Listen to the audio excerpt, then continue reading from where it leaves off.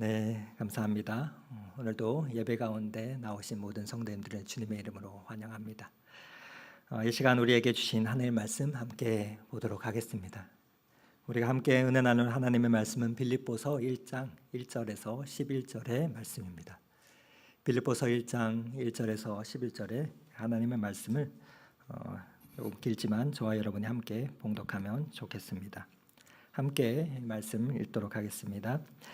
그리스도 예수의 종 바울과 디모데는 그리스도 예수 안에서 빌립보에 사는 모든 성도와 또한 감독들과 집사들에게 편지하노니 하나님 우리 아버지와 주 예수 그리스도로부터 은혜와 평강이 너희에게 있을지어다. 내가 너희를 생각할 때마다 나의 하나님께 감사하며 간구할 때마다 너희 무리를 위하여 기쁨으로 항상 간구함은 너희가 첫날부터 이제까지 복음을 위한 일에 참여하고 있기 때문이라. 너희 안에서 착한 일을 시작하신 이가 그리스도 예수의 날까지 이루실 줄을 우리는 확신하노라. 내가 너희 무리를 위하여 이와 같이 생각하는 것이 마땅하니 이는 너희가 내 마음에 있음이며 나의 매임과 복음을 변명함과 확정함에 너희가 다 나와 함께 은혜에 참여하는 자가 됨이라. 내가 예수 그리스도의 심장으로 너희 무리를 얼마나 사모하는지 하나님이 내 증인이시라. 내가 기도하노라. 너희 사랑과 지식과 모든 총명을 점점 더 풍성하게 하사 너희로 지극히 선한 것을 분별하며 또 진실하여 허물 없이 그리스도의 날까지 이루고 예수 그리스도로 말미암아 의의 열매가 가득하여 하나님의 영광과 찬송이 되기를 원하노라. 아멘. 아멘. 네. 여러분들은 어려운 상황이 닥치게 되면 누구에게 가장 먼저 전화를 하십니까? 누구에게 SOS를 치시는지요? 하다못해 급하게 돈이라도 빌려야 하게 되는 때가 생기면 어떻습니까? 누가 가장 먼저 생각이 나시는지요? OECD라는 경제협력개발기구에서 발표하는 한 가지 지표가 있습니다. Better Life Index라는 지표가 있는데 그 보고서 발표에 따르면은 우리나라는 2015년에 보니까 사회적 관계 지표가 10점 만점에서 0.2점을 받았습니다. 어려울 때 기댈 사람이 있느냐 이런 그 질문에 그렇다고 대답한 사람이 전체의 한 72% 정도가 되고 그것은 이제 모든 OECD 회원국 중에서 가장 낮았다고 합니다. 나머지 27%의 사람들도 도움을 줄 사람이 없다라고 대답을 했는데 즉 시민 4명 중에 우리나라 시민 4명 중에 1명은 어려운 상황에 처하게 되면은 주변에 도와줄 가족이나 친구나 사람이 없는 그 고립된 상태에 있다라는 것을 나타내주는 것인 셈이죠. 화면에서 봤던 그 지표는 코로나가 본격적으로 시작되기 전인 2020년 초에 발표된 그 보고서의 지표였는데 2015년이나 2020년이나 별반 보고서를 보면은 그 수치가 올라가지 않은 것을 보게 됩니다. 사회 연계적인 그런 부분에 있어서 한국은 꼴찌를 나타내는 것을 보게 되는 것이죠. 어릴 적 한국 사람들은 정이 참으로 많다라는 말을 들으며 자랐습니다. 그런데 그 말도 이미 옛말이 된 지는 오래된 것 같습니다. 높은 자살률이나 또한 계속해서 뉴스를 통해서 들리는 학교나 직장에서의 왕따의 그러한 소식들이나 피해는 우리 도처에 있는 것 같습니다. 사회적 유대감이 낮음을 보여주고 있는 것이겠지요. 우리의 삶에서 관계는 어려울 때 삶을 지탱해주는 그러한 안전 고리입니다. 그러나 이 고리가 약해진다는 것은 개인의 불행을 넘어서 그 공동체 자체의 불행과 위험을 빠뜨리는 그 요소가 되기도 합니다. 분명 우리 사회는 옛날보다 어느 면에서는 분명히 풍요로워졌지만 얼마나 파편화된 또 고립되고 개인화된 삶을 살아가고 있는지를 보여주는 그러한 예가 아닌가 생각하게 됩니다. 올해 우리는 하나님의 그 위로하심을 구하면서 걷는 그 신앙의 여정 속에서 우리를 향한 하나님의 그 뜻을 알아가기를 간절히 소망하고 있습니다.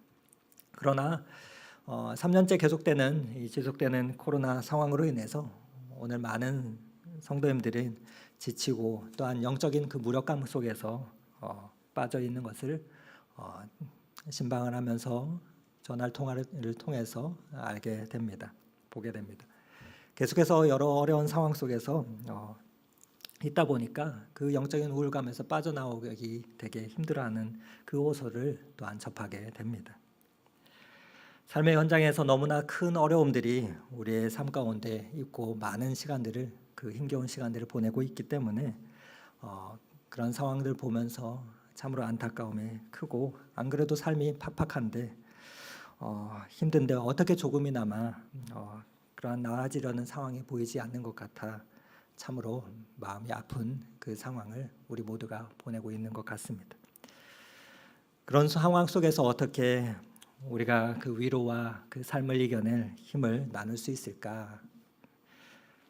삶의 상황은 여전함에도 불구하고 그럼에도 우리가 성경의 말씀처럼 항상 기뻐하라라는 그 말씀처럼 살아갈 수가 있을까? 그것을 고민하다가 우리 빌립보서의 말씀이 들어왔습니다. 사도 바울이 옥중에서 썼다고 하는 옥중 서신의 하나인 이 빌립보서의 말씀을 우리가 함께 나누면서 우리에게도 그 흔들리지 않는 그 희락의 은혜가 풍성히 우리의 삶 가운데 채워지기를 간절히 소망합니다. 빌립보서는 우리가 한 문장 한 문장 읽다 보면은 참으로 아름다운 편지구나 하는 느낌을 많이 듣게 됩니다. 신약 성경에 나오는 대부분의 편지들, 서신서들은 그 교회가 가진 여러 가지 문제들을 다루고 있는데 오늘 이 빌립보서는 그런 문제들보다는 오히려 그 교회를 향한 감사와 기쁨을 나누고 있기 때문에 그렇습니다. 빌립보서는 4장밖에 안 되는 짧은 편지인데 그 안에 기쁨, 기뻐하라 그런 기쁨의 말들이 자주 나옵니다. 그래서 기쁨의 서신이다라는 별명이 있지요. 빌립보서는 어려움에 처한 환경의 그 성도들에게 주님 안에서 기쁨을 잃지 않도록 그러한 희망을 주는 편지입니다. 바울이 행복에 가득 차서 그렇게 보낸 편지이기 때문에 그렇습니다. 물론 비록 바울의 그 상황과 처지는 그러해 보이지 않을지라도 그에게는 빼앗기지 않는 그 기쁨을 가졌기 때문에 그러한 편지를 빌립보 성도들에게 건넬 수 있었던 것이죠. 우리가 기분 좋은 사람의 옆에 있으면은 우리도 덩달아서 웃게 되고 기분이 좋아지는 것을 느낍니다. 행복은 전염성이 강하지요. 빌립보서를 몇 절만 읽어도 금세 우리는 바울의 그 기쁨이 우리에게 전해지는 것을 느낄 수 있습니다. 그 기쁨의 탄성이 우리 말씀을 나누며 묵상할 때 성령님께서 저와 여러분의 마음을 어루만져 주시기를 간절히 소망합니다. 그래야여서 우리가 바울과 같은 그러한 믿음의 그 기쁨을 다 함께 고백할 수 있으면 좋겠습니다. 그러면 이 빌립보, 바울이 편지를 썼던 그 빌립보는 어떠한 곳이었을까 한번 생각해 보면 좋겠는데요. 빌립보는 사도 바울이 2차 전도 여행 중에 전도한 도시입니다. 지도에서도 보시다시피 이 빌립보의 교회가 시작된 것은 사도행전 16장에 보면 자세하게 기록이 되어 있는데 원래 사도 바울은 아시아 지역에서 터키 지역 그 지역에서 복음을 전하려고 했습니다. 그러나 하나님이 이를 막으시죠. 그러면서 어느 날 밤 바울의 꿈에 건너와서 우리를 도우라라는 그 마게도니아 사람의 그 환상을 보게 됩니다. 그러면서 마게도니아로 건너가게 되지요. 그러면서 유럽 선교가 시작이 됩니다. 그 첫 번째 도성이 바로 이 빌립보 지역이었습니다. 지도에서는 아주 작게 보이지만 에게해를 건너서 터키를 건너가면 만나는 그리스 북쪽에 있는 지방이었습니다. 당시 마게도니아의 첫 성이었던 이 빌립보는 원래 알렉산더 대왕의 아버지였던 빌립 2세가 이 지역을 점령한 후에서 자신의 이름을 기념하고자 빌립보라라고 이름을 따서 지은 지역입니다. 이후에 예수님이 오시기 전에 주전 170년경에 신흥 로마 제국이 일어나게 되죠. 그러면서 로마가 이 지역을 점령하게 됩니다. 그러다 BC 42년경에 우리가 잘 아는 신약 성경에 나온 아구스투스가 시저의 암살자 블루투스와 그 군대와 싸움을 하다가 상대적으로 전쟁을 벌여서 이 지역에서 큰 승리를 거두게 됩니다. 그러면서 이 승리를 기념하면서 이 빌립보 지역을 자신의 영토로 공인하면서 로마와 같이 많은 특권을 이 지역에 주게 됩니다. 사진에서는 보다시피 많은 현재 그 옛날 터가 나타나 있는데요. 그렇게 빌립보 이 시민들은 그러한 특권 하에서 로마의 시민권을 가지고 또 로마와 동등한 특권을 누리며 살아가는 그 도시였습니다. 무엇보다도 유럽과 아시아를 연결하는 그 교통의 요충지였기 때문에 경제 또한 매우 발달했습니다. 그래서 이 빌립보의 사람들은 로마에 대한 충성심이 무척 강하였고 또 로마 시민들은 자부심을 가졌던 그러한 지역이었습니다. 그 지역에 이제 바울이 전도를 하러 들어간 것이죠. 오늘 본문에 이런 지역에 세워진 바울이 너무나도 아끼고 사랑했던 그 빌립보 교회 성도들에게 편지를 보내며 안부를 묻는 그러한 내용이 나옵니다. 사도 바울과 디모데로부터 도착한 이 사랑의 편지는 그리스도 안에서 올바른 관계가 무엇인지를 우리에게 보여줍니다. 성도들을 위해서 쓴 이 편지에 어떤 내용들이 담겨 있을까? 그 편지를 우리가 함께 살펴보면서 복음 안에 담긴 보물을 발견할 수 있는 시간이 되면 좋겠습니다. 우리의 삶 가운데 인생의 빛나는 보물은 마음을 나눌 수 있는, 서로 위할 수 있는 그 동력자 사람과의 만남입니다. 우리가 첫 번째로 발견하는 복음 안에 담겨 있는 첫 번째 보물은 바로 이 동력의 기쁨입니다. 오늘 사도 바울은 빌립보 성도들에게 편지를 보내면서 이러한 감사의 기쁨의 표현을 하고 있습니다. 제가 읽어드립니다. 그리스도 예수의 종 바울과 디모데는 그리스도 예수 안에서 빌립보에 사는 모든 성도와 또한 감독들과 집사들에게 편지하노니 하나님 우리 아버지와 우리 주 예수 그리스도로부터 은혜와 평강이 너희에게 있을지어다. 이 편지를 쓸 당시 사도 바울은 감옥에 있었지요. 하지만 자신의 처지에 연연하지 않고 빌립보 성도들에게 감사하며 기뻐하며 하나님께 간구하는 것을 보게 됩니다. 빌립보 성도들이 그의 선교의 초기 때부터 변함없이 계속해서 동력해 주었기 때문입니다. 누가 도움을 주었습니까? 그 시작은 어떠했습니까? 사도행전 16장 14절에 보면은 빌립보에서 바울이 옷감 장사를 하며 하나님을 섬기고 있던 한 여인 루디아를 만나게 되는 장면이 나옵니다. 당시의 유력한 비즈니스 워먼이었던 것 같습니다. 이 여인이 바울과 디모데 일행에게 자신의 집을 제공하며 도움을 주었습니다. 보통 바울은 전도 여행에서 그가 했던 선교의 전략은 유대교 회당을 그 지역에 있던 유대교 회당을 찾아가는 것이었습니다. 그 유대교 회당을 찾아가서 그곳에서 성경을 강론하며 구약 성경에 나온 구약 성경에서 메시아가 그 예수님임을 증거하는 그 방식을 취했습니다. 그런데 빌립보에는 이러한 유대교 회당이 없었던 것입니다. 그런 상황 가운데서 하나님께서 만나게 하신 그 만남이 이 루디아라는 한 여인과의 만남이었던 것이죠. 사도행전 16장 14절에서 15절 말씀을 읽어드립니다. 두아디라시에 있는 자색 옷감 장사로서 하나님을 섬기는 루디아라 하는 한 여자가 말을 듣고 있을 때 주께서 그 마음을 열어 바울의 말을 따르게 하신지라. 그와 그 집이 다 세례를 받고 우리에게 청하여 이르되 만일 나를 주 믿는 자로 알거든 내 집에 들어와 유하라 하고 강권하여 머물게 하니라. 이 루디아의 집 한켠에서 시작된 그 만남이 유럽의 최초의 교회가 되었던 것이죠. 지금도 빌립보에 가면은 그것을 기념한 루디아 기념교회가 있습니다. 그리고 빌립보 교회는 이 바울이 2차 전도 여행 중에 데살로니가와 또 고린도에 있을 때 에바브로디도를 보내서 선교 언금을 보내며 계속 바울이 선교를 이어갈 수 있도록 도왔습니다. 빌립보서 4장에 그것이 계속해서 나오는데 바울이 너희가 한 번뿐 아니라 두 번이나 나의 쓸 것을 보내었도다라고 말하며 에바브로디도 편을 통해서 너희가 준 것을 받음으로 내가 풍족하니 이 받으실 만한 향기로운 제물이요 하나님을 기쁘시게 하는 것이다 라며 칭찬합니다.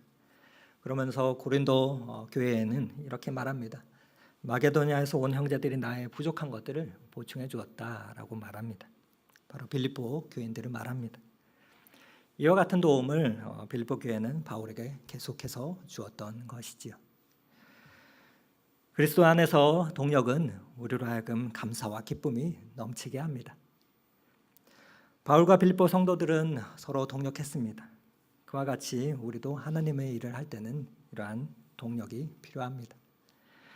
혼자 일하지 않고 함께 일을 해야 하는 것이죠.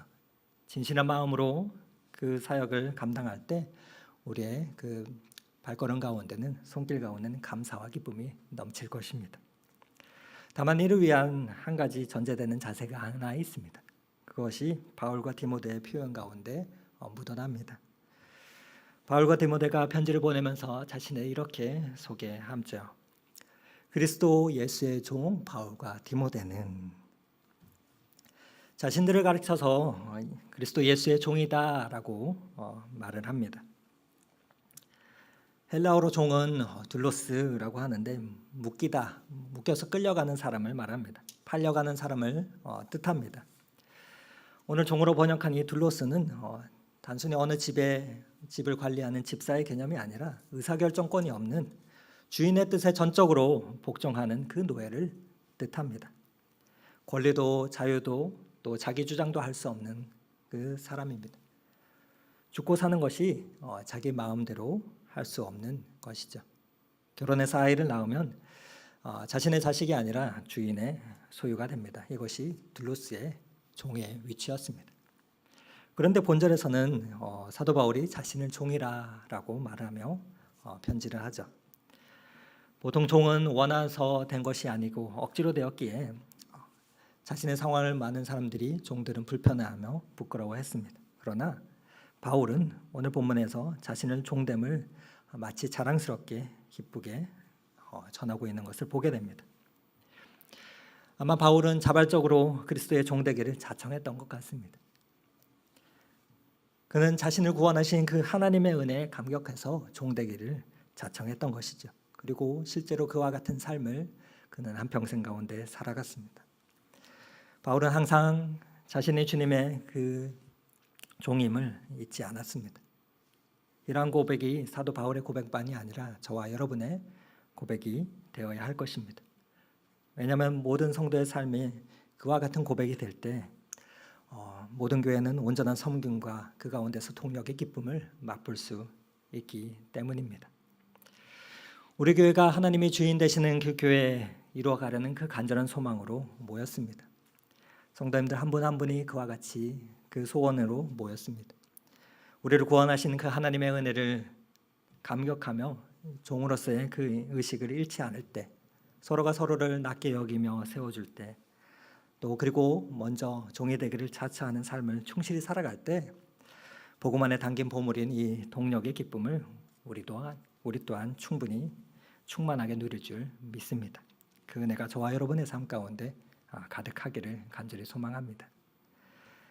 이어지는 본문을 보면 사도 바울은 그와 같은 동력자의 그 기쁨의 추억이 많은 것을 보게 되는 것 같습니다. 3절에서 5절 말씀인데 내가 너희를 생각할 때마다 나의 하나님께 감사하며 간구할 때마다 너희 무리를 위하여 기쁨으로 항상 간구함은 너희가 첫날부터 이제까지 복음을 위한 일에 참여하고 있기 때문이라 라고 말합니다. 오늘 본문에서 생각할 때마다에 쓰인 이 단어 문해아는 기억하다, 회상하다 라는 뜻의 단어입니다. 사도 바울은 빌립보 성도들에 대한 좋은 기억을 많이 갖고 있었던 것 같아요.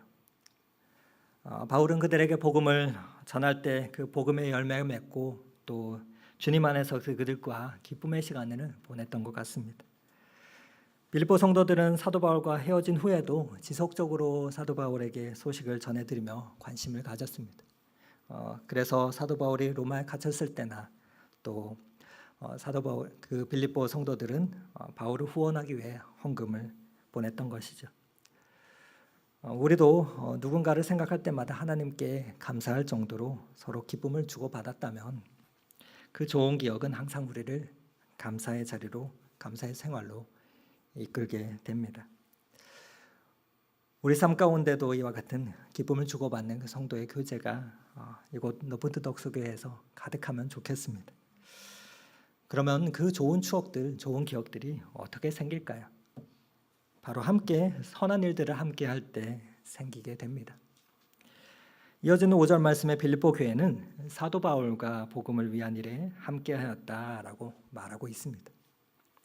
복음을 위한 일에 참여하고 있다라고 표현하는 그 참여는 우리가 잘 아는 헬라어인 코이노니아라는 단어를 사용합니다. 우리는 흔히 이 코이노니아, 친교라고 하면 주로 먹고 마시고 즐기고 나누는 그 시간을 친교라고 생각하는 경향이 있습니다. 하지만 오늘 빌립보서를 통해서 알게 되는 그 코이노니아, 그리스도인의 친교는 그 진정한 의미는 바로 이 복음이라는 단어와 나란히 붙어서 사용하고 있음을 보게 됩니다. 복음에서의 교제함은 곧 단순히 오락의 개념이 아닌 그 복음 안에서 영적인 교제를 나누는 것을부터 시작해서 복음을 위해 가진 것을 함께 나누는 그 참여의 의미까지 모두가 포함되어 있는 것을 발견하게 되기 때문에 그렇습니다. 빌립보 교회는 사도 바울과 더불어서 복음 안에서 또 그리고 복음을 위해서 동역해 왔습니다. 이러한 사실은 바울로 하여금 감사하고 기뻐하게 하는 그 첫 번째 이유였습니다. 복음 안에서 이러한 동역에 기쁨이 있었던 것이죠.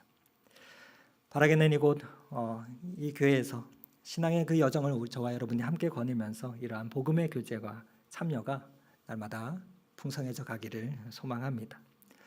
그러면 우리가 발견하는 이 복음 안에 담긴 그 두 번째 보물은 무엇일까요?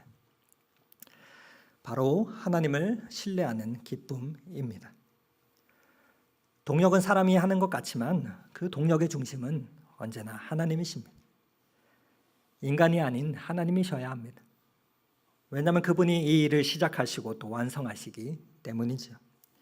6절 말씀을 저와 여러분이 함께 읽도록 하겠습니다. 너희 안에서 착한 일을 시작하신 이가 그리스도 예수의 날까지 이루실 줄을 우리는 확신하노라. 아멘. 너희 안에서 착한 일을 시작하신 이가, 여러분, 그분이 누구이겠습니까? 하나님이시죠. 하나님께서 성도인 우리 안에 착한 일을 시작하셨습니다. 그런데 여기서 말하는 이 착한 일이란 정직하고 올바르게 행하는 그러한 선행을 뜻하는 것이기도 하겠지만 그것보다는 구원의 사건을 이야기하는 표현입니다. 구원의 시작과 그 이후에 우리가 걸어가는 그 계속되는 성화의 과정들, 거룩함의 과정들, 또 예수님을 닮아가는 그 여정을 시작하고 진행하시는 그분이, 인도하시는 분이 하나님이시다라는 것을 알려주는 것입니다. 사도 바울이 말하는 이 착한 일의 핵심은 하나님께서 우리를 구원하시고 건지신 그 구원의 여정을 말합니다. 우리를 향한 구원의 완성을 말합니다. 그 구원의 완성은 그리스도 예수의 날에 이루어지게 되죠. 이는 하나님의 구원이 불완전하다는 뜻이 아니라 하나님께서 우리 각자를 예수를 믿게 하시고 또 의롭게 해주시며 자녀 삼아 주셨다는 그 말입니다. 그리고 그것이 예수 그리스도의 날에, 우리 주님께서 다시 오시는 그 날에 우리의 구원이 완성되는 날 반드시 하나님께서 그것을 이루신다라는, 확신한다는 그 표현인 것이죠. 지금 사도 바울에게 전해오는 빌립보 교회 내 그러한 여러저러한 상황들은 사도 바울을 힘들게 하였습니다. 답답함이 그에게도 있었습니다. 사도 바울 또한 그 세상적으로 보면 감옥에서 마음대로 할 수 없는 그 상황에 있었습니다. 그럼에도 불구하고 이 사도 바울은 연약하고 부족한 사람들을 바라보면서 실망하거나 흔들리는 것이 아니라 그들의 믿음을 시작하신 분이 하나님이시기 때문에 그들의 믿음 또한 완성해 가실 분도 하나님이심을 그렇게 고백하고 있는 것입니다. 구원을 시작하신 분이 하나님이시기 때문에 그 구원을 완성하실, 성환을 완성하실 분도 하나님이시다라는 그 확신과 기대감 속에서 이러한 기도를, 기쁨의 기도를 하고 있는 것이죠. 이것이 중요합니다. 우리에게도 이와 같은 신앙의 그 고백이 있어야 할 줄 믿습니다. 믿음의 시작도 오늘 현재도 그리고 미래도 하나님께 있기 때문입니다. 이 교회의 시작도 그리고 이 교회를 만들어 가실 분도 하나님이시고 완성하실 분도 하나님이시다라는 그 고백이 저와 여러분에게 확실하게 있어야 합니다. 그때 우리는 실망하지 않습니다. 세상의 오늘날의 교회를 보며 욕을 하지만 그래도 교회가 소망이다라고 말할 수 있습니다. 그러나 이 고백이 없으면 우리는 늘 상황과 사람들로 인해서 실망할 수밖에 없습니다. 그리고 그 실망 때문에 상처를 받고 지치고 낙심해서 교회를 멀리하게 됩니다. 오늘날 그토록 많은 가난한 성도들이 교회를 떠나고 실망하는 이유는 하나님이 싫어서가 아닙니다. 교회 안에서 만나는 사람들 때문에, 정확히는 목회자들 때문에, 또 그리고 성도들 때문에 떠나는 것이겠지요. 좀 더 멀리서 볼 때는 괜찮아 보였는데 가까이 다가가 보니까, 들어가서 뚜껑 열어보니, 좀 알아가려고 보니 형편없는 모습을 보일 때 실망하게 되는 것이죠. 굳이 멀리 다른 사람들을 보지 않아도 저와 여러분이 함께 신앙생활하며 이 교회에서 교회를 이루어가고 있습니다. 성도님들께서 부족한 사람이 말씀을 나눈다고 나름 애쓴다고 많이 격려해 주시며 기도해 주십니다. 참으로 감사한 일이지요. 그러나 같이 신앙생활을 하시면서 여러분은 언제든지 저의 부끄러운 모습들과 아직 모자란 부분들이 많이 보이실 것입니다. 서로가 언제나 또한 연약한 모습들을 발견할 수가 있을 것입니다. 아직 완성되지 않았기 때문입니다. 그러나 그렇다고 해서 이로 인해 공동체를 떠난다면, 실망하고 좌절해서 동력하기를 포기한다면, 혼자서 신앙생활을 한다면 하나님의 복음 안에서 누리게 하시는 그 기쁨의 선물인 하나님을 신뢰하는 기쁨을 우리는 완전하게 누리지 못할 것입니다. 하나님을 신뢰하는 기쁨은 개인의 여러 상황과 어려움을 통해서도 주어지겠지만 관계를 통해서 주어지는 것이기 때문입니다. 그러나 눈앞에 드러나는 그 사람의 부족함에도 불구하고 하나님께서 저분을 부르셔서 구원의 자리에 살게 하시며 또 하나님의 자녀로 세우셨으니 그 하나님께서 그를 자라게 하시며 성장시키시고 완성시키실 것이다 라는 그 기대와 확신 가운데 저와 여러분이 거하게 된다면 우리는 이를 통해서 사도 바울이 기뻐하고 말하고 있는 그 하나님을 신뢰하는 기쁨을 누리게 될 것입니다. 나아가서 더욱 서로 부족함과 절망 가운데 그것이 실망이 되는 것이 아니라 서로를 통한 그 하나님의 역사를 기대하면서 기대해주고 또 기쁨으로 바라볼 수 있게 될 것입니다. 눈앞에 드러나는 그 사람의 부족함에도 불구하고 흔들리지 않는, 즉 하나님을 신뢰하는 그 기쁨을 누리게 되는 것이죠. 왜냐하면 동력의 중심은 언제나 신실하신 하나님이시기 때문입니다. 우리 안에 그 착한 일을 시작하신 그분이 이루어 가십니다. 그러나 오늘날 많은 사람들의 마음과 마음은 마치 외딴 섬처럼 서로 접근하기가 참으로 힘든 것을 보게 됩니다. 왜 그래도 함께하는 것이 힘든지요. 이에 대해서 유대교 종교 철학자였던 마르틴 부버라는 사람은 그의 고전인 나와 너라는 책에서 현대인의 관계를 이렇게 세 가지로 진단하고 있습니다. 첫 번째는 그것과 그것의 관계, 마치 물건처럼 서로가 서로를 이용하고 버리는 그 관계를 정의합니다. 그리고 두 번째로는 나와 그것의 관계, 이는 상대방이 나를 물건처럼 이용해도 나는 상대방을 끝까지 인격적으로 대하는 것을 말합니다. 쉽지 않겠지요. 세 번째로는 나와 너의 관계, 이는 서로가 상대방을 인격적으로 대하는 생명의 관계를 또한 말합니다. 그런데 이 저자는 부버는 여기서 중요한 한 가지를 덧붙입니다. 나와 당신이 서로 인격적으로 믿어줘도 우리 사이에는 언제나 관계가 깨질 수 있는 긴장이 있다. 이것이 인간성의 연약함이다 라고 말을 합니다.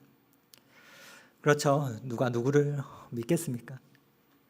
서로 연약하고 아직 미완성인 자들인데요. 그렇기 때문에 나와 너 사이에는 언제나 이 인간관계를 연결하고 중매하는 그 촉매자가 필요하다라고 말합니다. 그러면서 부모는 그 촉매자를 영원자 너라고 소개를 합니다. 부모가 말하는 이 영원자 너는 예수 그리스도를 말합니다.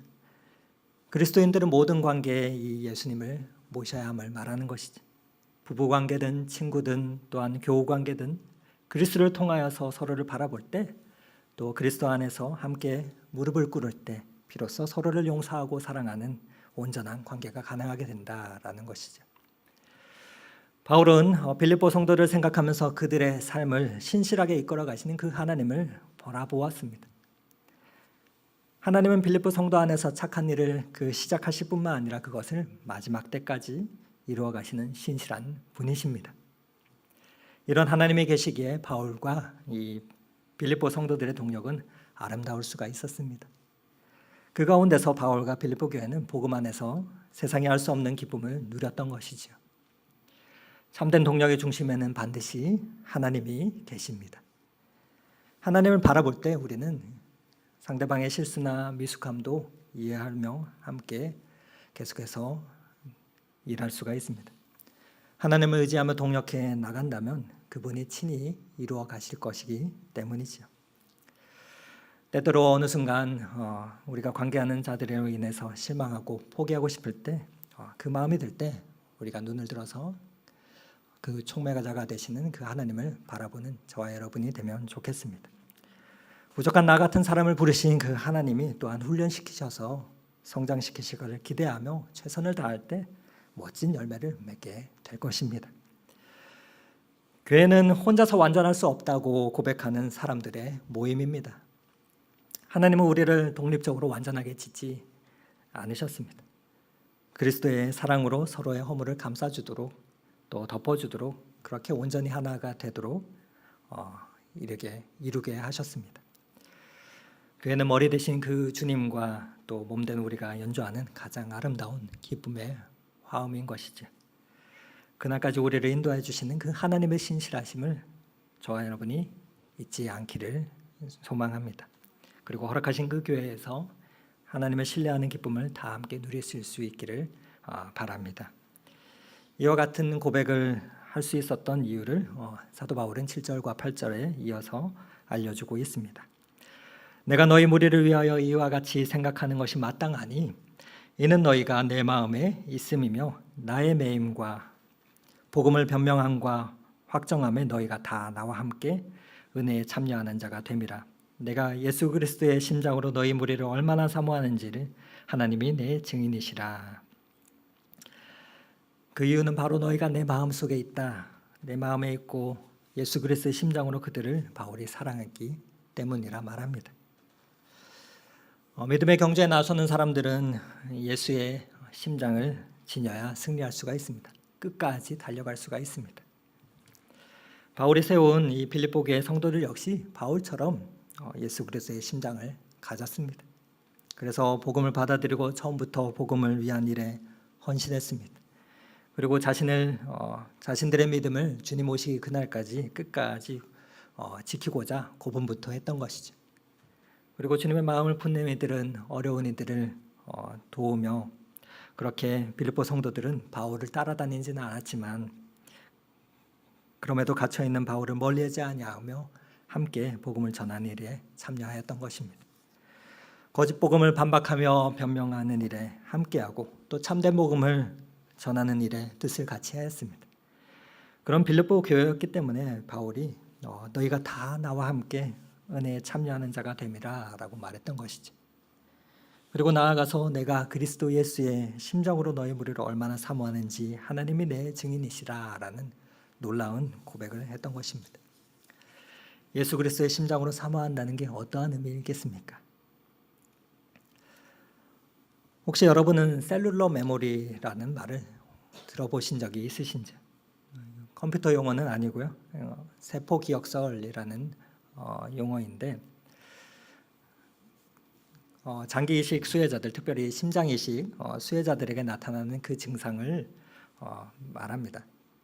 기증한 사람들의 심장 이식을 기증한 사람의 성격이나 습관이 수혜자가 전이가 된다라는 현상을 말하는데 애리조나 주립대 정신의학교 교수였던 게리 슈왈츠라는 사람이 처음 발견하였는데 이 교수는 그래서 인간 장기 속에 세포에 기억의 기능이 있어서 기억이 전이될 수 있다라며 이러한 세포 기억서를 주장하게 됩니다. 그러면서 연구를 통해서 사람들의 생활 습관이나 관심 분야나 그런 것들이 뇌뿐만 아니라 인체 세포에도 저장된다라고 주장을 하는데, 그러면서 여러 장기 기증을 받았던 사람들을 연구하면서 한 70여 가지의 사례들을 발표하게 됩니다.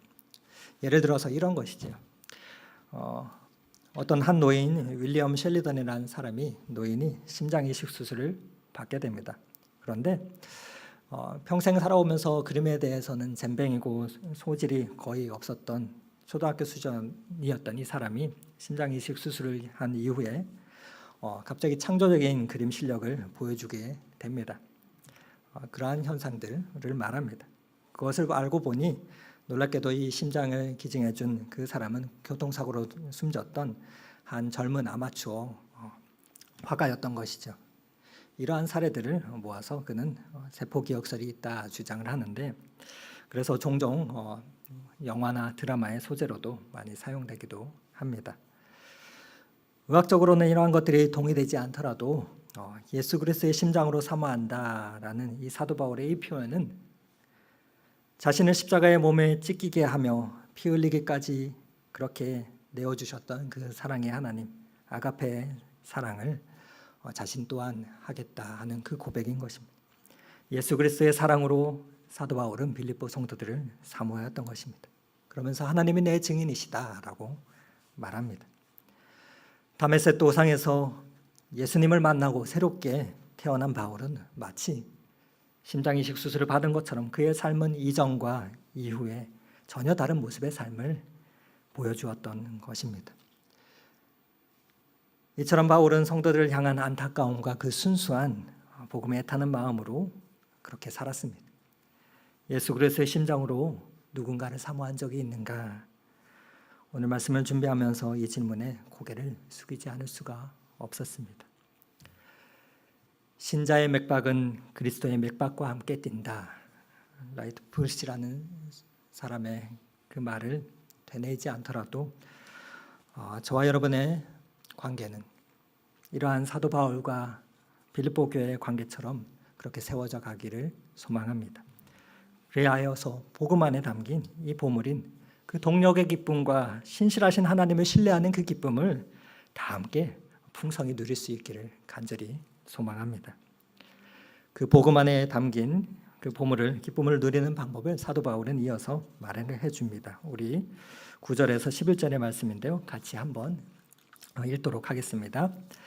내가 기도하노라 너희 사랑을 지식과 모든 총명으로 점점 더 풍성하게 하사 너희로 지극히 선한 것을 분별하며 또 진실하여 허물 없이 그리스도의 날까지 이루고 예수 그리스도로 말미암아 의의 열매가 가득하여 하나님의 영광과 찬송이 되기를 원하노라. 아멘. 성도에게 주시는 최고의 위로와 힘은 기도입니다. 하나님과의 골방에서의 그 기도와 또 성도 간에 서로 하는 중보의 기도, 이 기도에 뛰는 시간과 공간을 넘어서 그 제약을 뛰어넘어서 우리를 사랑 안에서 하나가 되게 합니다. 그리고 우리로 하여금 사랑의 그 열매를 맺게 합니다. 복음 안에서 빼앗기지 않는 그 기쁨을 충만하게 합니다. 바울은 빌립보 성도들이 그 하나님의 자녀답게 더욱더 그렇게 날마다 성장해 가기를 바라며 기도했습니다. 우리는 갑자기 짠하고 바뀌거나 놀랄 만한 그 성취와 성장을 이루기를 원하지만 바울은 그들의 사랑이 지식과 총명 가운데서 날로 계속해서 성장해 나가기를 기도했습니다. 바울이 간구한 그 기도의 제목이 무엇입니까? 첫 번째는 교회가 사랑으로 더욱 풍성해지기를 간구했습니다. 아가페의 사랑으로 그 교회가 사랑이 넘치기를 간구했던 것이죠. 우리가 하나님의 사랑을 알지만은 실천함에도 부족함이 많이 있죠. 우리의 결핍된 사랑이 아가페의 풍성한 그 사랑이 되기 위해서는 바울의 기도 내용을 통해서 알게 되는 것은 그 지식과 총명함이 필요함을 보게 됩니다. 그것이 무엇입니까? 하나님을 아는 지식 또한 통찰력입니다. 교회가 사랑으로 더욱 풍성해지기 위해서는 이 하나님을 아는 지식과 총명이 가득해야 된다는 것을 빌립보 성도들을 위한 기도를 통해서 알게 됩니다. 그리고 두 번째로는 지극히 선한 것을 분별하기 위해서 기도를 하는 것을 보게 됩니다.